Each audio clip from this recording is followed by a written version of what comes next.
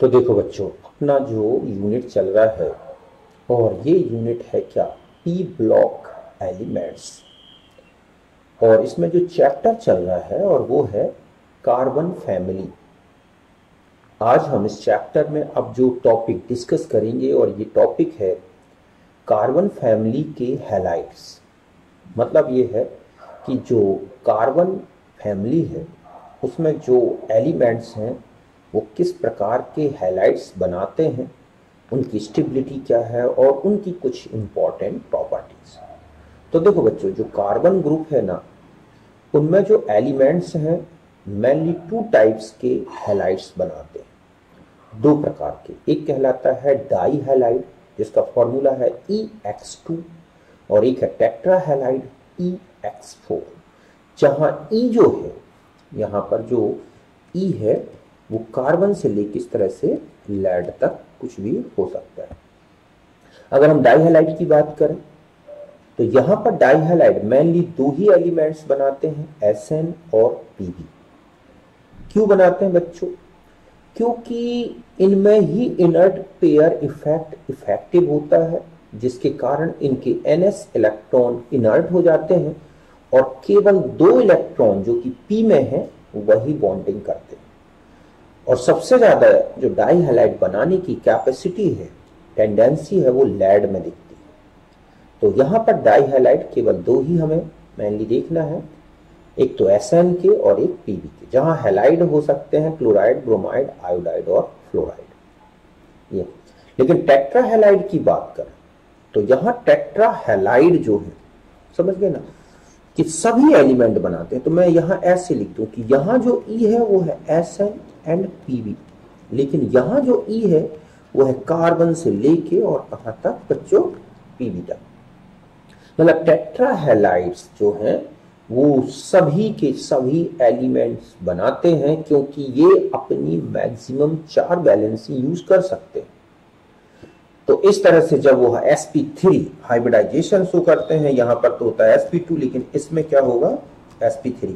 तो जब ये अपने sp3 हाइब्रिडाइजेशन यूज करते हैं सेंट्रल एटम, तो 4 अनपेयर्ड इलेक्ट्रॉन्स हो जाते हैं और यही 4 अनपेयर्ड इलेक्ट्रॉन्स जो हैं हैलोजन के साथ बॉन्डिंग करते हैं और क्या बन जाता है, टेट्रा हैलाइड। लेकिन अगर हम इसमें ग्रुप में बात करें कि इनका जो बनने की टेंडेंसी है या इनकी जो स्टेबिलिटी है ग्रुप में नीचे की तरफ डिक्रीज होगी बच्चों टेट्रा हैलाइड में। उसका रीजन वही है, इनर्ट पेयर इफेक्ट। जिससे ऊपर से नीचे जाएंगे तो NS इलेक्ट्रॉन इनर्ट होने लगते हैं। तो एक नॉर्मल कंडीशन में ये टेट्रा हैलाइड बनाने की टेंडेंसी कम हो जाती है। और अगर हम इन्हें हाई टेम्परेचर में बना भी दें टेट्रा हैलाइड्स, तो ये कुछ ही समय में डाई हैलाइड में चेंज हो जाते हैं। तो सबसे स्टेबल जो टेट्रा हैलाइड्स है वो कार्बन के ही है। तो यहां पर लिखा है मैंने कि स्टेबिलिटी ऑफ हैलाइड, हैलाइड का स्थायित्व। तो एक, ठीक है, तो ये है व्युत्क्रमानुपाती हैलोजन या फिर केंद्रीय परमाणु E का आकार। जितने बड़े बड़े हैलोजन होंगे उतना ही कम स्टेबल होगा, जितना बड़ा E होगा उतना ही कम। एक तो बॉन्ड एनर्जी डिक्रीज होगी, इनर्ट पेयर इफेक्टेड करता है। तो इसका मतलब है कि अगर हम हैलोजन बदल रहे हैं तो सबसे स्टेबल होंगे फ्लोराइड्स, जैसे CF4, CCl4, CBr4, CI4। और अगर हम हैलोजन फिक्स रखें तो सबसे स्टेबल कार्बन के साथ ही हैलाइड्स बनेंगे और PB के साथ बहुत ही अनस्टेबल होंगे।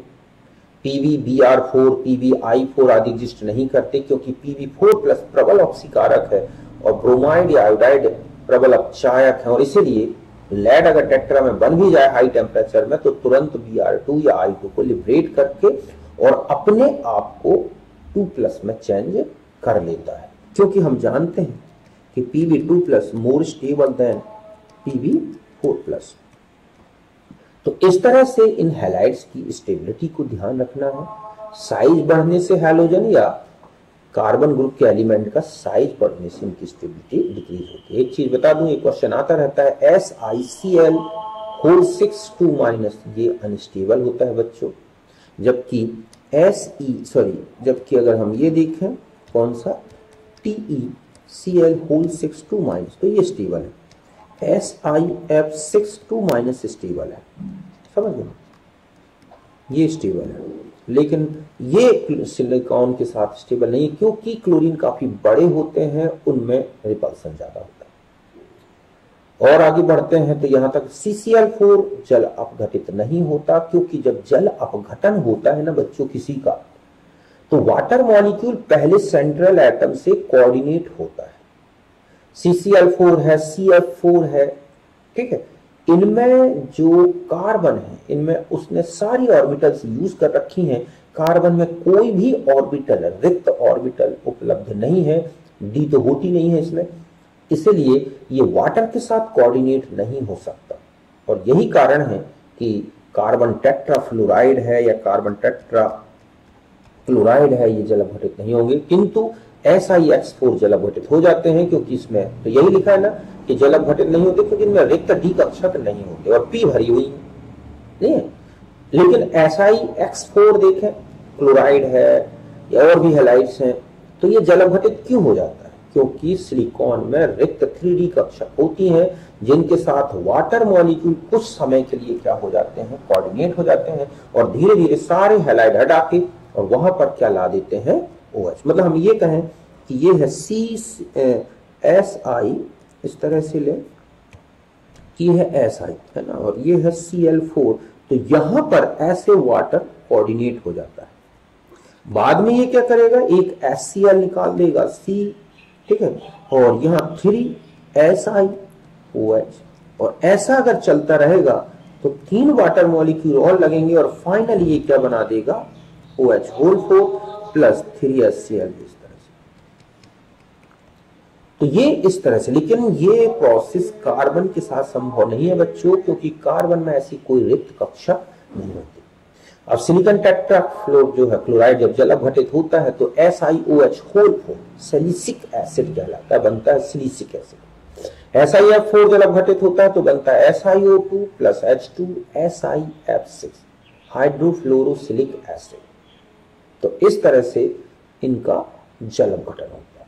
SiX4 से लेके PbX4 तक हैलाइड लुईस अम्ल है और हेक्सा हैलाइड में बदल जाते हैं। हाँ, अभी आपने ऊपर देखा कि चाहे वो SiCl4 हो चाहे SiF4 हो, इनके पास रिक्त डी कक्षक, तो ये चाहे तो 2 लोन पेयर और ले सकते हैं और अपने आप को टेट्रा हैलाइड से हेक्सा हैलाइड तक बदल देते हैं। मींस इनका जो सहसंयोजकता होती है ना 6 तक होती है कार्बन को छोड़ के। कार्बन में क्यों नहीं हो सकती, क्योंकि इसमें कोई रिक्त कक्षक नहीं है।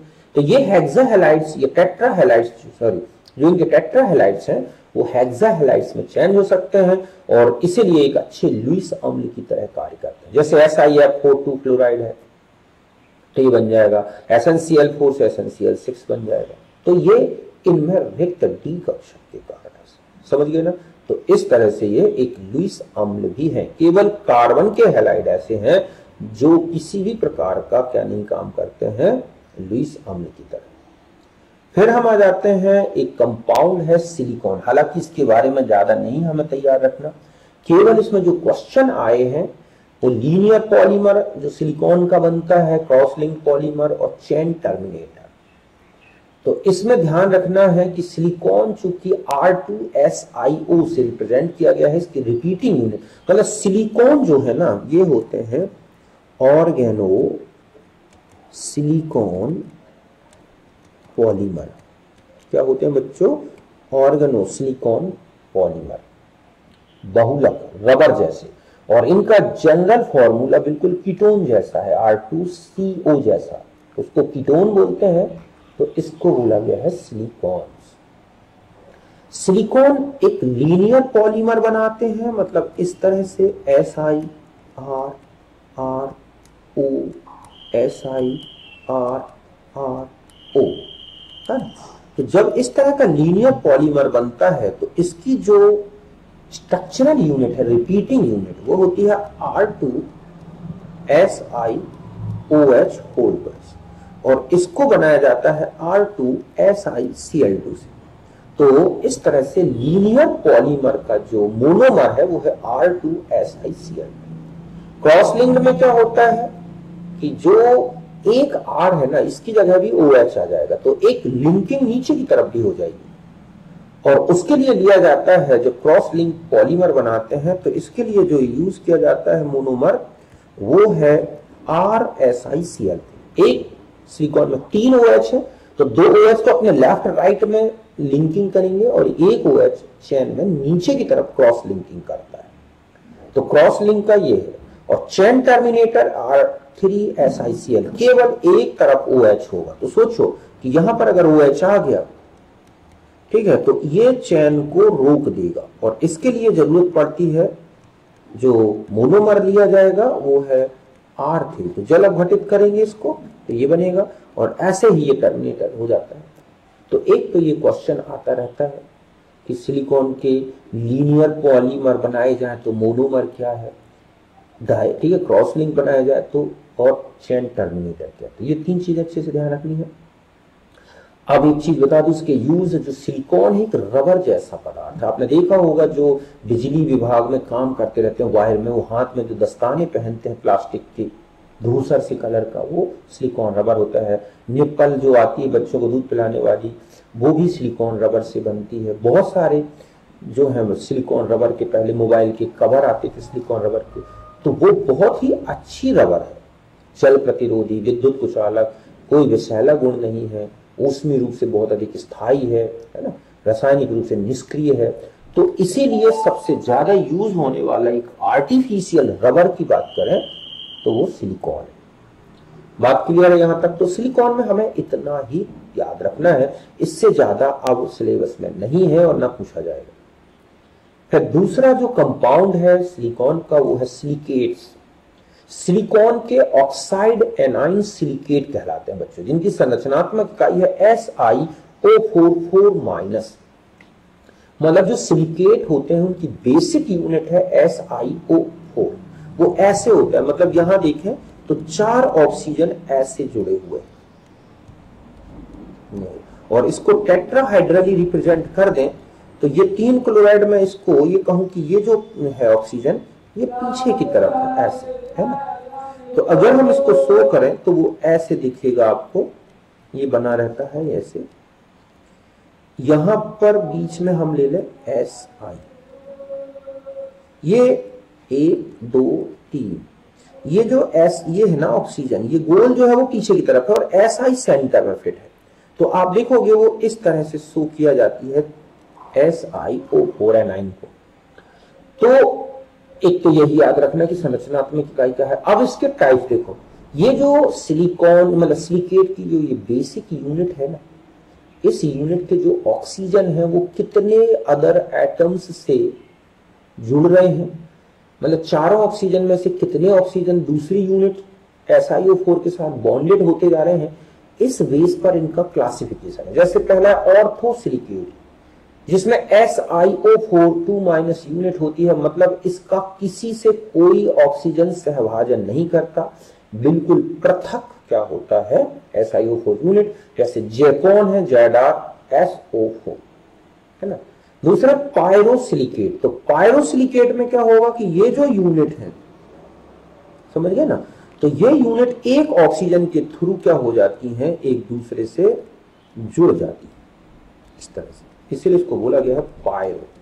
तो अब ऑक्सीजन जो 8 थे माइनस वाले, अब जो माइनस बचेगा 1 2 3 4 और एक माइनस यहां, एक माइनस यहां, एक ऑक्सीजन ये जुड़ गया बीच में दोनों के और उसके दोनों के नेगेटिव चार्ज हट गए। तो ये पायरोसिलिकेट है। ये कौन सा है? पायरोसिलिकेट में ऐसा होगा। ये क्या है? ऑर्थो में ऐसा होगा, अलग, ऑर्थो अलग, पायरो इस तरह से जुड़ा होगा। फिर आता है साइक्लिक हो या ring silicate.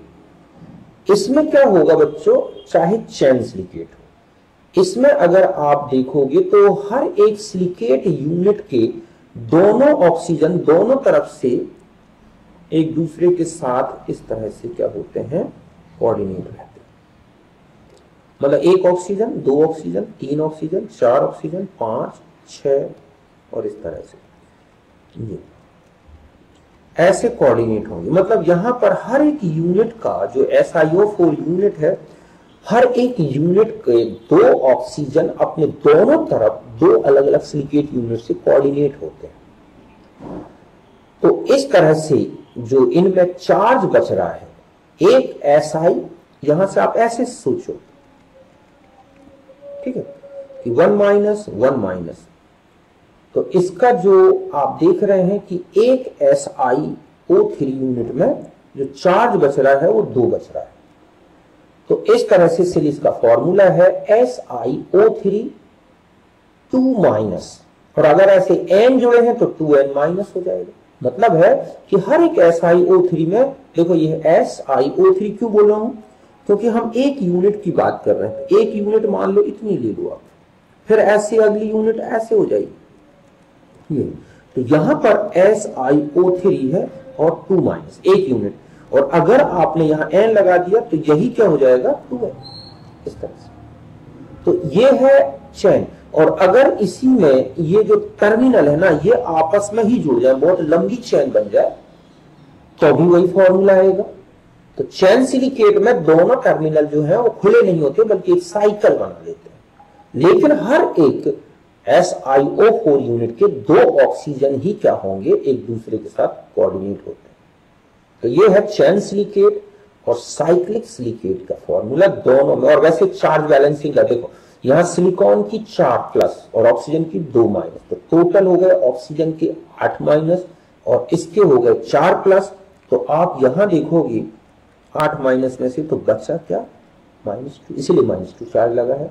SiO4 2 minus, sorry 4 minus लगेगा, गलत लगा है, यहां पर क्या लगेगा 4 माइनस, तो ये 8 प्लस 8 माइनस में से 4 माइनस ये बच जाते हैं। अब पायरो में देखो, यहां पर सिलिकॉन के हो गए 8 प्लस और ऑक्सीजन के हो गए 14, ठीक है। मतलब यहां पर अगर हम पायरोसिलिकेट की बात करें तो पायरोसिलिकेट में जो चार्ज बचेगा वो कितना रहेगा, तो इसके तो हो गए 8 प्लस और इनके हो गए 14 माइनस, तो बचेगा कितना बच्चों 6 माइनस। तो ये फॉर्मूला होगा Si2O7 माइनस। बात समझ गए ना, पायरोसिलिकेट। जैसे इसमें स्कैंडियम 2 जुड़े हैं तो हर एक स्कैंडियम का 3 प्लस, तो 2 के हो गए 6 प्लस। जर्कोन में Zr का 4 प्लस होता है, इसलिए ZrSO4, सॉरी SiO4 आएगा। कैसा लिखा है SiO4, इस तरह से, ठीक है। और आगे बढ़ते हैं साइक्लिक में। देखो एक सिलिकॉन 4 प्लस, अगर आप इसमें बैलेंसिंग देखें कि कैसे बैलेंस्ड है, 4 प्लस और 6 माइनस, तो बाकी बचे 2 माइनस, तो हर एक SiO3 में 2 माइनस चार्ज बचे। अगर n मॉलिक्यूल लोगे तो 2n माइनस हो जाएंगे। ऐसे चेन सिलिकेट में भी यही होगा। जैसे ये है स्पूडोमीन, है ना, LiAl, तो अगर यहां देखो 2 Si है तो 4 माइनस हो गए, तो इन 4 माइनस को एक ये प्लस 3 ये प्लस मिलके और 4 माइनस ये है, कैंसिल हुए पड़ेंगे। ऐसे ही क्ले में होता है। सीड सिलिकेट में आ जाए तो सीड सिलिकेट में बच्चों हर एक यूनिट जो SiO4 यूनिट है, कि अगर मैं कहूं ये है, एक ये है, जो चेन यूनिट बनी हुई है इस तरह से, इनमें फिर ये नीचे की तरफ ऐसे जो है चेन बना, सीट बनाती जाएगी। तो 1 ऑक्सीजन 2 ऑक्सीजन 3 ऑक्सीजन कोऑर्डिनेट हो गए इस तरह से। हर एक SiO4 यूनिट के 3 ऑक्सीजन कोऑर्डिनेट हो जाते हैं, और इसीलिए ये जो है इसका जो चार्ज बच रहा है तो ये हो जाएगा Si2O5 2, इसमें भी वही होगा। देखो देखो, सिलिकॉन के तो 8 और 5 10, मतलब 2 ये ऑक्सीजन के टोटल अगर आप चार्ज बैलेंसिंग देखें तो यहां होगा कितना 8 प्लस और ये हो गया 10 प्लस, तो ये 2 माइनस, तो हर एक Si2O5 यूनिट में 2 माइनस चार्ज बचेगा। समझ गए ना। और इसीलिए अगर हम एक यूनिट को ऐसे देखें इतना करके, ठीक है, तो एक SI इसका, एक SI इसका, 2 हो गए। और ऑक्सीजन देख लो आप, 1 2 3 4 5 आ रहे हैं। तो इस तरह से इसलिए इसका फॉर्मूला में, और ये यूनिट बार बार रिपीट होती जाएगी। और इसका एग्जाम्पल होता है कौन सा, जियोलाइट फेल्डस्पार। और 3D वाला सिलिकेट जो है वो सिलिका है जिसके चारों ऑक्सीजन क्या होते हैं बच्चों, कोऑर्डिनेट होते हैं, कोई चार्ज नहीं बचता, न्यूट्रल हो जाता है। और ये रेत होती है प्योर, मतलब उसमें SiO2 होगा, उसमें कोई एलिमेंट अदर नहीं रहेगा, बाकी जो सिलिकेट्स हैं वो इस तरह से सॉल्ट्स के फॉर्म में, आयोर्स के फॉर्म में मिलते हैं। तो यहाँ पे इनके केवल आपको फॉर्मूले याद रखना है सिलिकेट्स। क्वेश्चन आता रहता है सीड सिलिकेट का जनरल फॉर्मूला क्या है, पायरोसिलिकेट का क्या है, चैन सिलिकेट का क्या है, ठीक है। और लास्ट बचता है जियोलाइट।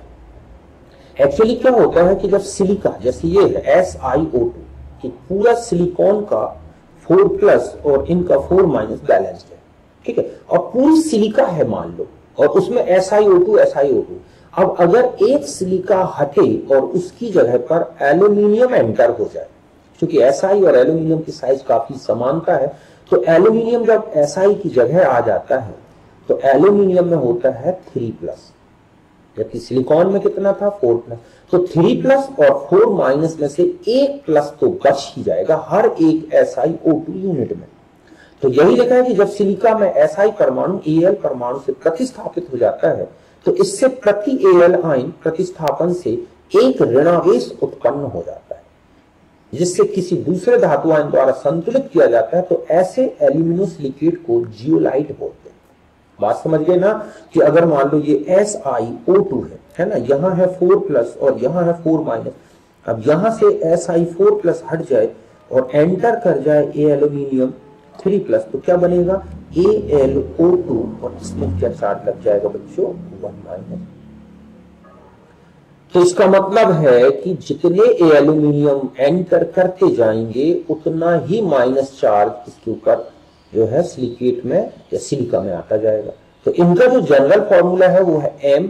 यहां पर ये कोई धातु आयन है जो चार्ज बैलेंसिंग के लिए लगाया जाता है। तो यहां पर AlO2x SiO2y, मतलब हजारों SiO2 है तो y नंबर में है, तो उनमें मान लो x AlO2 एंटर करेगा तो एक माइनस यहां चार्ज आएगा, तो एक माइनस को बैलेंस करने के लिए 1+ वाला धनायन M लगेगा। अब मान लो यहां पर लिखा है x/n, जहां n है धातु आयन की संयोजकता। अब मान लो 1+ है धातु आयन की संयोजकता और x की वैल्यू 1 है, तो एक ही m लगेगा। मतलब अगर हम ये कहें कि यहां पर सोडियम ले लें तो ये हो जाएगा AlO2 SiO2, ठीक है, y जो भी है इंटू ZH2। H2 तो एक क्रिस्टलाइन वाटर की तरह जुड़े। और मान लो यहाँ Mg लगाओगे तो क्या हो जाएगा कि मैं यहां पर लिखूं Mg, तो Y2 होगा, और फिर हम लिखेंगे AlO2 SiO2y और ZH2। तो धातु आयन में एक धनावेश है तो जितने x हैं उतने m लगेंगे, और अगर 2+ है तो जितने x हैं उसके आधे लगेंगे, और x है एल्यूमिनियम परमाणु की संख्या। तो इस तरह का फॉर्मूला होता है जियोलाइट का। जैसे यहाँ पर मैंने लिख दिया NaAlO2 SiO2, एक मान लो y की वैल्यू मैंने 1 ले ली है, z की वैल्यू 1 ले ली है।